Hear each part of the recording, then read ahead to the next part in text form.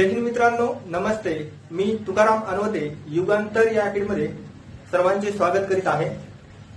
की मित्रांनो, आपला जो कालचं लेक्चर होतं ते मूलभूत कर्तव्याची पार्श्वभूमी, त्याचे दोन कारण बघितलेले आहेत आपण.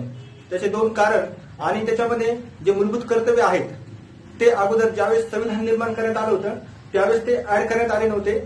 नंतर आपण बघितलं 42वी अमेंडमेंट केली 1976 मध्ये. त्यावेळेस ते मूलभूत कर्तव्य त्याच्यात जी सुवर्णसिंह समिती होती त्याच्यानुसार त्यांनी काय केले की 10 पैकी 8 कर्तव्य ऍड करण्यात आलेले आहेत. आणि जे 11वे कर्तव्य आहे 6 ते 14व्या गटातील जी मुलं असतील त्यांचे संगोपन करण्याची जिम्मेदारी ही पालकाची आहे. पालकाचं जे कर्तव्य आहे असं ती 86वी अमेंडमेंट करण्यात आली 2002 मध्ये आणि ते 11वं कर्तव्य ऍड करण्यात आलेले आहे. तर मित्रांनो बघा, जर तुम्हाला एकदम डिटेलमध्ये जर एकदम संकल्पना क्लिअर करायची असतील तर आपण मागचे व्हिडिओ पूर्ण तुम्ही पाहू घेऊ शकतात. आणि तुम्ही जर सिरियलनुसार जर लेक्चर बघितले तर तुम्हाला ते अजून चांगल्या प्रकारे समजतील. तर चला तर मित्रांनो आपण सुरुवात करूया. तर जस्ट आपण फक्त शॉर्टकट एकदा रिव्हिजन देऊया की मूलभूत कर्तव्याशी जे आपण कालचा व्हिडिओ आहे ते कालचा व्हिडिओ तुम्ही पाहू शकता. तुम्हाला जर आजचा व्हिडिओ जर तुम्ही परत पाहिला तर तुम्हाला अजून चांगल्या प्रकारे मूलभूत कर्तव्य समजतील. तर बघा मित्रांनो, कालच्या फक्त आपण जे शॉर्टकट रिव्हिजन देऊया की मूलभूत जे कर्तव्य आहेत, जे फंडामेंटल ड्युटी आहे आपली, तर फंडामेंटल ड्युटी जी आहे ती आपण त्याचे कलम जर बघितलं तर कलम आहे 51A. कलम 51A आहे त्याचं कलम. आणि ते 42वी अमेंडमेंट करण्यात आलेली 1976 मध्ये. 1976 मध्ये 42वी घटनादुरुस्ती केलेली आहे. इंदिरा गांधी ज्यावेळेस त्यांचं गव्हर्नमेंट होतं त्यावेळेस त्यांनी घटनादुरुस्ती केली आणि त्यांनी एक समिती नेमली होती. कोणती? सुवर्णसिंह समिती नेमली होती. आणि त्या समितीनुसार त्यांनी ज्या समितीने रिक्वायरमेंट केल्या होत्या त्याच रिक्वायरमेंट त्यांनी 10 पैकी 8 रिक्वायरमेंट घेतलेल्या आहेत त्याच्यामध्ये. आणि जर भाग विचारला तर डायरेक्टली तुम्हाला भाग विचारू शकतात की किती भागामध्ये मूलभूत कर्तव्य येतात. तर भाग आहे 4था. भाग आहे 4A. भाग 4A मध्ये ऍड केलेला आहे. आणि कोणत्या देशातून घेतले तर आपण जर बघितलं तर रशियाच्या देशातून आपण मूलभूत कर्तव्य आपले घेण्यात आलेले आहेत. याच्यामध्ये दोन महत्वाच्या घटनादुरुस्ती लक्षात ठेवायच्या. एक 42वी अमेंडमेंट केलेली आहे 1976 मध्ये आणि प्लस 86 घटनादुरुस्ती केलेली आहे 2002 मध्ये. तर या घटनादुरुस्ती लक्षात ठेवायच्या. याच्यावरती प्रश्न विचारू शकतात तुम्हाला घटनादुरुस्तीवरती. तर बघा याच्यावरती तुम्ही बघितलं 11वे मूलभूत कर्तव्य काय केलेले ऍड केलेलं आहे 86 घटनादुरुस्तीनुसार. आणि 42वी घटनादुरुस्ती ज्यावेळेस 1976 मध्ये केली त्यावेळेस 10 मूलभूत कर्तव्य संविधानामध्ये ऍड केलेले आहेत. तर मित्रांनो आपण सुरुवात करूया मूलभूत कर्तव्य क्रमांकानुसार. म्हणजे 1 ते 11 पर्यंत आपल्याला मूलभूत कर्तव्य पाहिजे आहेत. मूलभूत कर्तव्य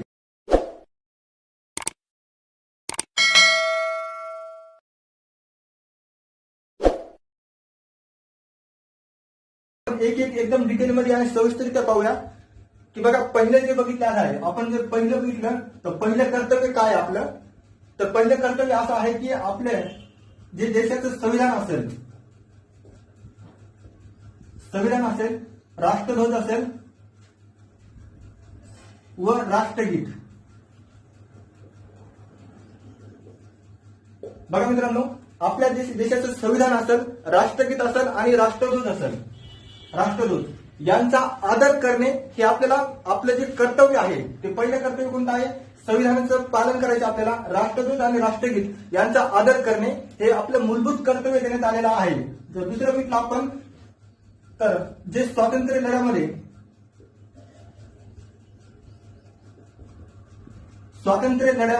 ज्या लोकांनी आपले बलिदान दिले, आपल्या जीवनाचा त्याग केलेला आहे त्यांच्या विचाराचा आणि त्यांचा आदर करणे हे दिलेलं आहे की दुसरं मूलभूत कर्तव्य आपलं देण्यात आलेलं आहे. पहिलं बघितलं आपण संविधानाचा, राष्ट्रध्वज आणि राष्ट्रगीत यांचा आदर करणे. आणि सेकंड बघितलं आहे ज्या आपल्याला स्वातंत्र्य भेटलेलं आहे त्या लोकांनी त्यांच्या आयुष्याचा त्याग केलेला आहे त्याच्यामध्ये त्यांचा विचाराचा आणि त्यांचा आदर करणे हे मूलभूत कर्तव्य दिलेलं आहे दुसरं. जर तिसरं बघितलं आपण मूलभूत कर्तव्य तर तिसरं मूलभूत कर्तव्य आहे देशाचा सार्वभौमत्व, एकता आणि एकात्मता. बघा मित्रांनो, तिसरं जे कर्तव्य आहे देशाचे सार्वभौमत्व, एकता आणि एकात्मता यांचा आदर करणे, यांचे संरक्षण करणे किंवा रक्षण करणे दिले आहे तिसरं मूलभूत कर्तव्य. तर बघा मित्रांनो, सार्वभौमत्व असते. सार्वभौमत्व जे आपल्या देशावरती कोणाचाही दबाव न आणता आपण डिसिजन घेऊ शकतो किंवा कोणाची अप्रत्यक्ष किंवा प्रत्यक्ष सत्ता नसणे यालाच म्हणतात देशाचे सार्वभौमत्व. म्हणजे आपलं तिसरं कर्तव्य काय? देशाची सार्वभौमत्व, एकता आणि एकात्मता यांचं संरक्षण आणि आदर करणे हे तिसरं कर्तव्य देण्यात आलेलं आहे मित्रांनो. तर मित्रांनो चौथं बघा, चौथं महत्वाचं आहे. चौथं काय की आपल्या देशाचे संरक्षण करणे. आपल्या देशाचे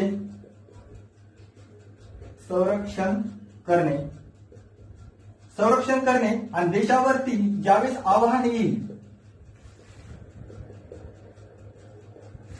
ज्यावेळेस देशावरती संकट येईल त्यावेळेस आपण आपली राष्ट्रीय सेवा बजावणे हे दिलेलं आहे. की चौथं आपलं कर्तव्य देण्यात आलेले देशाचं संरक्षण करणे आणि देशावरती ज्यावेळेस संकट येईल त्यावेळेस आपण राष्ट्रीय सेवा बजावणे हे दिलेलं आहे कर्तव्य आपलं. मित्रांनो बघा, जे पाचवं आहे ते धार्मिक, भाषिक आणि वर्गीय भेदांच्या पलीकडे जाऊन बंधुभाव आणि सामंजस्य निर्माण करणे. आणि याच्यामध्ये स्त्रियांची जी प्रतिष्ठेला जे उणीवापणा ज्या प्रथा लावतील त्या प्रथेचा त्याग करणे असं सांगितलेलं आहे. पाचवं कर्तव्य सांगितलेलं आहे. जर आपण 6वे कर्तव्य बघितलं मित्रांनो तर आपल्या ज्या भारताची संस्कृती आहे, जी आपली संस्कृती आहे त्या संस्कृतीचे जतन करण्याचं कर्तव्य देण्यात आलेलं आहे. तर मित्रांनो याचं बघा की आपल्या देशामध्ये जे इतर देशातले जे लोक येतात आपल्या भारतामध्ये, तर आपल्या भारताला आपली जी संस्कृती आहे त्या संस्कृतीनंच आपल्या भारताला ओळखले जाते. आणि आपल्या भारतामध्ये विविध जात, धर्म, पंथाचे लोक राहतात आणि त्या प्रत्येक जात, धर्म, पंथाचे त्यांचे सण असतील, ते उत्सव असतील, वेगवेगळं कल्चर असतं त्यांचं. तर हे पाहण्यासाठीच आपल्या संस्कृती जतन करण्याचं कर्तव्य आपल्याला देण्यात आलेलं आहे.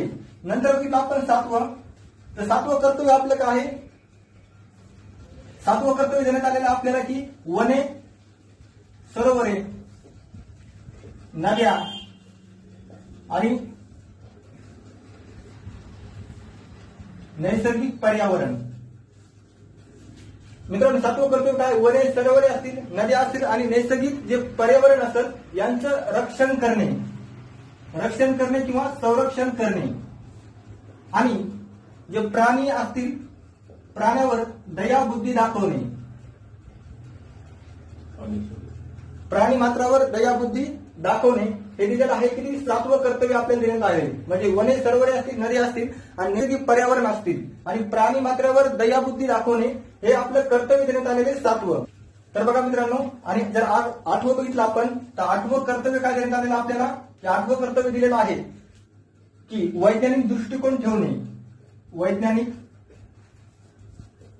दृष्टिकोन, मानवतावाद याबद्दल विकास करणे. वैज्ञानिक दृष्टिकोन असेल, मानवतावाद असेल आणि शोधक बुद्धी यांचा विकास करणे दिलेला आहे. आपल्याला 8वं आपलं कर्तव्य देण्यात आलेलं आहे. आपण 9वं कर्तव्य बघितलं तर 9वं कर्तव्य सुद्धा महत्वाचं आहे. याच्यामध्ये जी सार्वजनिक मालमत्ता असेल, सार्वजनिक मालमत्तेचं रक्षण करण्याचा कर्तव्य देण्यात आलेलं आहे. सार्वजनिक मालमत्ता आणि हिंसात्मक मार्गाचा त्याग करणे हे जे दिलेलं आहे. म्हणजे जे आपण जे आंदोलन वगैरे करतात ते हिंसात्मक पद्धतीने केले जाते. आणि याच्यामध्ये काय होतंय की जे सार्वजनिक ठिकाण असेल तर त्या ठिकाणी काय केले जाते? आंदोलन केल्या जाते. आणि तिथं त्या ठिकाणावरती काय होतं की जी सार्वजनिक मालमत्ता असेल तर सार्वजनिक मालमत्तेचं नुकसान होतं. हे आपलं कर्तव्य आहे की सार्वजनिक मालमत्तेचं काय रक्षण करणं हे आपलं कर्तव्य देण्यात आलेलं आहे. मित्रांनो आपण पाहणारा जे 10वं कर्तव्य आहे, 10वं कर्तव्य देण्यात आलेलं आहे आपल्याला कोणतं? जे उपक्रम असतील, उपक्रम आणि सिद्धी हे चढत्या श्रेणीमध्ये काय करणे? श्रेणीपर्यंत नेणे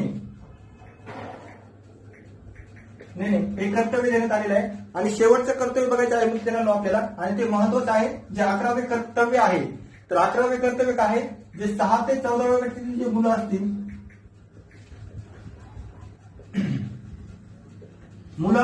6 ते 14व्या वर्षातील जे मुलं असतील त्यांचे संगोपन आणि त्यांची शिक्षणाची जिम्मेदारी ही पालकांची देण्यात आलेली आहे. याच्यामध्ये जे 6 ते 14 वर्षातील जे मुलं असतील त्यांचं संगोपन आणि शिक्षणाची तरतूद जी केलेली आहे ती केलेली आहे. 86वी घटना दुरुस्ती केलेली आहे, अमेंडमेंट केली 2002 मध्ये. आणि याच अमेंडमेंटनुसार काय केलेलं आहे तर हे ऍड करण्यात आलेलं आहे. तर मित्रांनो आपण एकदा रिव्हिजन देऊया की बघा पहिलं बघितलं आपण कर्तव्य संविधान असेल, राष्ट्रगीत असेल, राष्ट्रध्वज असेल यांचा आदर करण्यात देण्यात आलेला आहे, कर्तव्य देण्यात आलेलं आहे. दुसरं बघितलं आपण जे स्वातंत्र्य लढ्यामध्ये जे लोकांनी त्याग केलेला आहे, आयुष्याचा त्याग केलेला आहे त्यांचा आदर करणे, त्यांच्या विचारावरती चालणे हे दिलेलं आहे आपलं कर्तव्य. दुसरं तिसरं बघितलं आपण देशाची सार्वभौमत्व असेल, एकता असेल आणि एकात्मता असेल यांचा आदर करणे किंवा यांचं रक्षण करण्याचा कर्तव्य देण्यात आलेलं आहे. चौथं बघितलं आपण देशाचे संरक्षण करणे, देशावरती ज्यावेळेस आव्हान येईल त्यावेळेस आपण देश सेवा, राष्ट्रीय सेवा बजावणे हे देण्यात आलेलं आहे, आपलं कर्तव्य देण्यात आलेलं आहे. पाचवं कर्तव्य बघितलं आपण धार्मिक असेल, भाषिक आणि वर्गीय भेदाच्या पलीकडे जाऊन बंधुभाव आणि सामंजस्य निर्माण करणे हे आपलं कर्तव्य आहे. आणि सहावं बघितलं आपण आपली संस्कृती जतन करण्याचं आपल्याला कर्तव्य देण्यात आलेलं आहे. आणि जर बघितलं सातवं बघितलं आपण वने असतील, सरोवरे असतील, नद्या असेल, नैसर्गिक पर्यावरण यांचं संरक्षण करणे आणि प्राणी आणि मात्रावर दयाबुद्धी दाखवणे हे आपलं कर्तव्य देण्यात आलेले 7व्या क्रमांकाचं. जर 8वं बघितलं आपण वैज्ञानिक दृष्टिकोन, मानवतावाद आणि शोधक बुद्धीचा विकास करणे हे दिलेले 8वं. आणि 9वं बघितलं आपण सार्वजनिक मालमत्ता असेल त्यांचं संरक्षण करणे आणि हिंसात्मक मार्गाचा त्याग करणे सांगितलेलं आहे, 9वं कर्तव्य देण्यात आलेलं आहे. जर आपण 10वं बघितलं उपक्रम असतील आणि सिद्धी असतील तर यांचं हे चढत्या श्रेणीमध्ये नेण्याचे काम कर्तव्य देण्यात आलेलं आहे. आणि 11वं बघितलं आपण ते 6 ते 14 वर्षातील जे मुलं असतील त्यांचं संगोपन आणि शिक्षणाची तरतूद देण्यात आलेली आहे. तर मित्रांनो हे झालं आपले कर्तव्य. आपण बघितले 1 ते 11 पर्यंत कर्तव्य बघितलेले आहेत. हे आपल्याला क्रमांकानुसार विचारले जातात. मित्रांनो आपल्या व्हिडिओला लाईक, कमेंट आणि शेअर करा. जर काही अडचणी असतील तर कमेंट बॉक्समध्ये तुम्ही मला नक्की कळवा. मी ते थांबतो मित्रांनो. जय हिंद, जय भारत, वंदे मातरम.